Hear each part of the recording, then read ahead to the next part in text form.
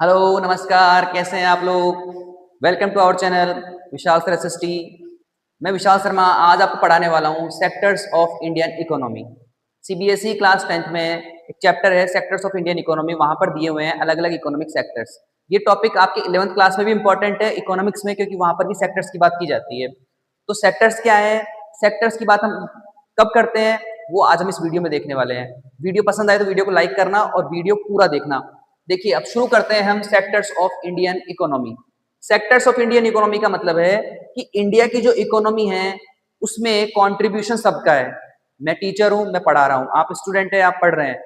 बहुत सारे लोग अलग अलग काम करते हैं, कोई इंजीनियर है, कोई फार्मर है, कोई टेलर है। तो ये जो सब काम कर रहे हैं ये सब इकोनॉमिक एक्टिविटीज हैं। इकोनॉमिक एक्टिविटीज का मतलब है कि ये पैसे कमाने के लिए काम किए जा रहे हैं। तो जो काम, जिन काम से कंट्री की इकोनॉमी को हेल्प मिलती है, वो सारी एक्टिविटीज इकोनॉमिक एक्टिविटी में इंक्लूड कर ली जाती हैं। लेकिन उन इकोनॉमिक एक्टिविटीज को अलग अलग कैसे किया जाए, कि हम उनको कैसे अलग करें कि कौन सी एक्टिविटी जो है प्राइमरी में है, कौन सी सेकेंडरी है और कौन सी टर्सरी है। तो दोस्तों, प्राइमरी सेक्टर की बात सबसे पहले हम कर लेते हैं। प्राइमरी सेक्टर का मतलब है कि सबसे पहला सेक्टर है, प्राइम सेक्टर है, क्योंकि यहां पर क्या होता है, जो रिसोर्सेज हैं, रिसोर्सेज कौन से? नेचुरल। जो नेचुरल रिसोर्सेज हैं, उन नेचुरल रिसोर्सेज का डायरेक्ट एक्सप्लॉयटेशन होता है, जहां पर आप क्या करते हैं, सीधे नेचुरल रिसोर्सेज से कोई चीज लेने के लिए काम कर रहे हैं, तो वो आपका प्राइमरी एक्टिविटी है, जो कि प्राइमरी सेक्टर में इंक्लूड की जाती है। फॉर एग्जाम्पल, फार्मर जो है वो क्या करते हैं, वो सॉइल जो है वो नेचुरल रिसोर्स है, सॉइल जो है वहां पर ग्रो करते हैं आपका एग्रो, या आपकी जो क्रॉप्स है वो ग्रो करते हैं। प्लांटेशन है, प्लांट्स लगाए जाते हैं सोइल में, लैंड में। तो लैंड और सोइल क्या है, these are the primary natural resources हैं। तो ये प्राइमरी सेक्टर में आ जाएंगी एक्टिविटीज, जिनमें क्या किया जाता है, जो कि बेसिकली एग्रीकल्चर से जुड़े हुए हैं। तो सारे एग्रीकल्चर से जुड़े हुए काम जो कि नेचुरल रिसोर्सेज का डायरेक्ट एक्सप्लॉयटेशन करते हैं, उनको हम क्या बोलते हैं, प्राइमरी सेक्टर एक्टिविटीज बोलते हैं। तो ये कौन सी एक्टिविटीज होती हैं? एग्रीकल्चरल एक्टिविटीज होती हैं। तो इन एग्रीकल्चरल एक्टिविटीज होने की वजह से ही इस प्राइमरी सेक्टर को हम क्या बोलेंगे, इसे बोलेंगे एग्रीकल्चर सेक्टर। क्या बोलेंगे इसको? एग्रीकल्चर सेक्टर बोलेंगे। क्यों? क्योंकि जितने भी आपके फॉरेस्ट हैं, वाइल्ड लाइफ है, नेचुरल रिसोर्स है, या जो एग्रीकल्चर है, इससे जुड़े हुए जितने भी काम हैं, वो सारे प्राइमरी एक्टिविटीज में आते हैं। और वो सारी प्राइमरी एक्टिविटीज किसमें आएगी? प्राइमरी सेक्टर में आएंगे, जिनमें कि नेचुरल रिसोर्सेज का डायरेक्ट एक्सप्लॉयटेशन किया जा रहा है। अगर इसके एग्जाम्पल देखेंगे आप, तो एग्जाम्पल में आपको बता देता हूं, जैसे कि फार्मिंग है, जैसे कि प्लांटेशन है, जैसे कि आपका डेयरी है, डेयरी फार्मिंग, जैसे कि आपका फिशिंग है, एक गार्डनिंग है। ये सारे काम आपके किस में आ जाएंगे? बास्केट वीवर है, ये सब काम आपके किस में आएंगे? प्राइमरी सेक्टर में आ जाएंगे। तो ये प्राइमरी एक्टिविटी जो है वो सभी प्राइमरी सेक्टर में आती है। सेकंड है आपका सेकेंडरी सेक्टर। तो ये क्या है सेकेंडरी सेक्टर बच्चों? सेकेंडरी सेक्टर में वो एक्टिविटीज आती हैं जिसमें प्राइमरी सेक्टर से रॉ मटेरियल लेकर उस रॉ मटेरियल से कोई चीज जो है मॉडिफाई करके बनाई जाती है। यानी कि हम क्या करते हैं, पहले प्राइमरी सेक्टर से जो जो प्रोडक्शन होगा, उस प्रोडक्शन से रॉ मटेरियल लेंगे, उस रॉ मटेरियल से हम क्या करेंगे, एक नया प्रोडक्ट तैयार करेंगे। जैसे कि for example, the farmer is doing the farming activity, he is producing the wheat. In the secondary sector, being an industrialist, I take the wheat from the farming and make the flour from it, या biscuits. ठीक है, तो वो क्या करता है, जो industrialist है वो क्या करता है, फार्मर से व्हीट लेता है, उससे क्या बनाता है, बिस्किट और आटा बना देता है। तो उसे वो एक्टिविटी जिसमें प्राइमरी सेक्टर से लिया गया रॉ मटेरियल मॉडिफाई करके उसको कोई दूसरा प्रोडक्ट बनाया जाता है ताकि उसको यूज किया जा सके, वो आ जाता है आपका सेकेंडरी सेक्टर में। जैसे कि आप फर्नीचर बनाएंगे, तो फर्नीचर क्या है, पहले आपको प्राइमरी सेक्टर से क्या लेनी पड़ेगी, लकड़ी लेनी पड़ेगी। तो जो वुड है, वुड कटर है, वो आपका क्या है, प्राइमरी एक्टिविटी में, प्राइमरी सेक्टर में आएगा वुड कटर।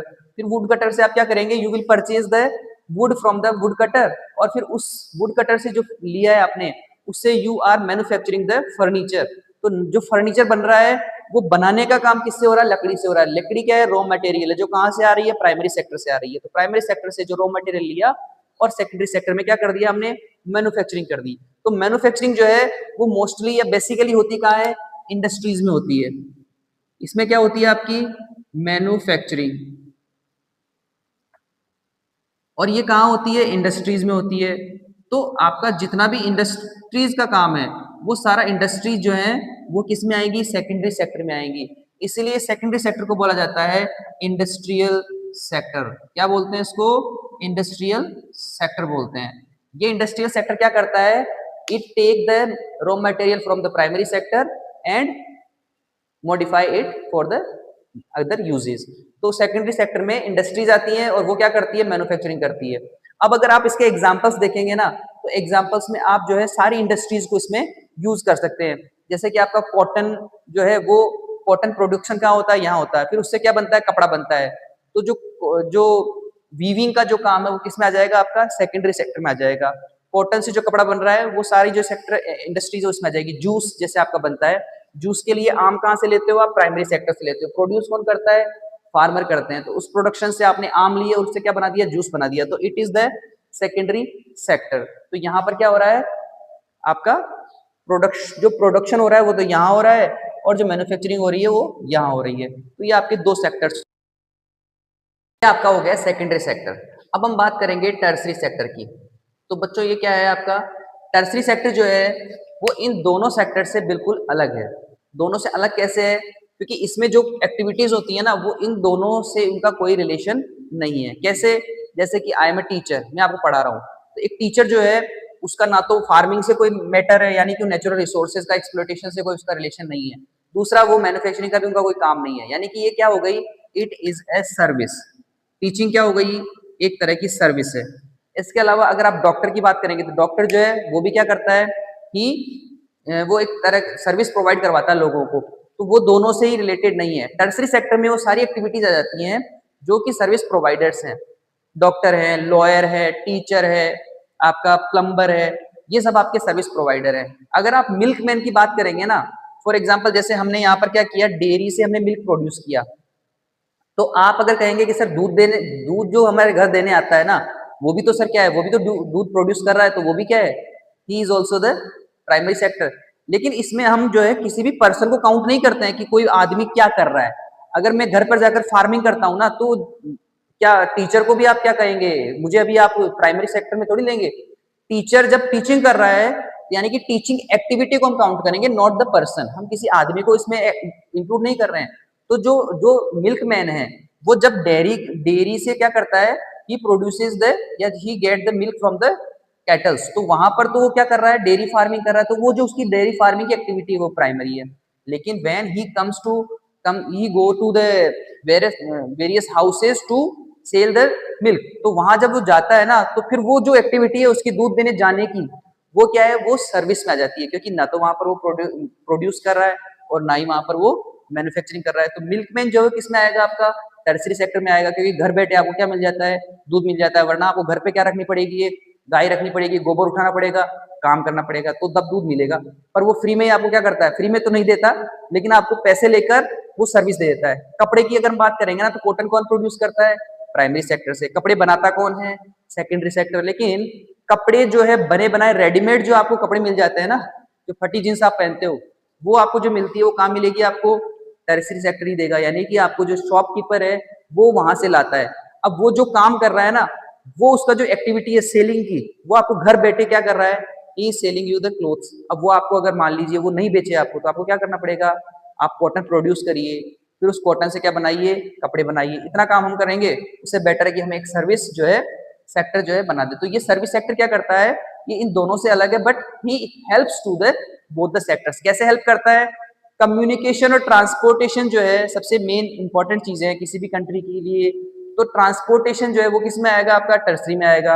अब मान लीजिए मैंने व्हीट प्रोड्यूस किया, मुझे भेजना है किसी फैक्ट्री में, तो मैं क्या करूंगा, बस ट्रक से भेजूंगा। तो ट्रक से अगर मैं भेज रहा हूँ तो क्या है, टर्सरी सेक्टर में आ गया ना, ट्रक चलाने वाला या जो ट्रक जो ट्रांसपोर्टेशन है वो किस में आ गया, आपका टर्सरी में आ गया।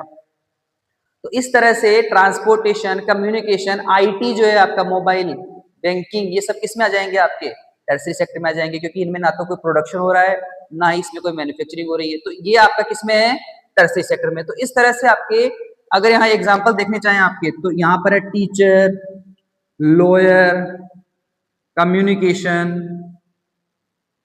banking, these are the examples of tertiary sector. तो बच्चों ये क्या है, ये आपका चैप्टर, ये जो सारे काम है ना, हम क्या करते हैं, एक्टिविटीज हैं ये सब लोग करते हैं पैसे कमाने के लिए, और इससे जो खुद पैसा कमा रहे हैं ना, they are helping to the economy of the country. इसलिए इन एक्टिविटीज को कहा जाता है सेक्टर्स ऑफ इंडियन इकोनॉमी, क्योंकि जो आप काम कर रहे हैं ना वो इंडियन इकोनॉमी में हेल्प कर रहा है। तो उससे इंडियन इकोनॉमी के सेक्टर्स में हमने उन एक्टिविटीज को डिवाइड कर दिया है। तो ये चैप्टर क्या है, क्लास 10th में दिया हुआ है, वहां पर चैप्टर का नाम ही है सेक्टर्स ऑफ इंडियन इकोनॉमी। तो उन सेक्टर्स को अगर आप अच्छे से समझ लेते हैं ना, तो यहाँ पर एक क्वेश्चन बनता है जिसमें पूछा जाता है कि ये इकोनॉमिक एक्टिविटी किस सेक्टर में आती है। तो अगर आपको ये तीनों सेक्टर समझ में आ गए ना, तो आप एक्टिविटीज को भी आसानी से आइडेंटिफाई कर सकते हैं। तो मुझे लगता है कि तीनों सेक्टर्स आपको अच्छे से समझ में आए होंगे। अगर आपको वीडियो पसंद आया तो लाइक करिए, चैनल पर नए आए हैं तो चैनल को सब्सक्राइब करिए, बेल आइकन को प्रेस करिए ताकि आपको आगे आने वाले वीडियोस का नोटिफिकेशन मिल पाए। और लास्ट चीज कि इसको शेयर जरूर करिए ताकि जो बच्चे जो पढ़ रहे हैं क्लास 10th में, या जिनको ये सेक्टर समझने की जरूरत है, वो अच्छे से इनको और समझ पाए। Thank you so much.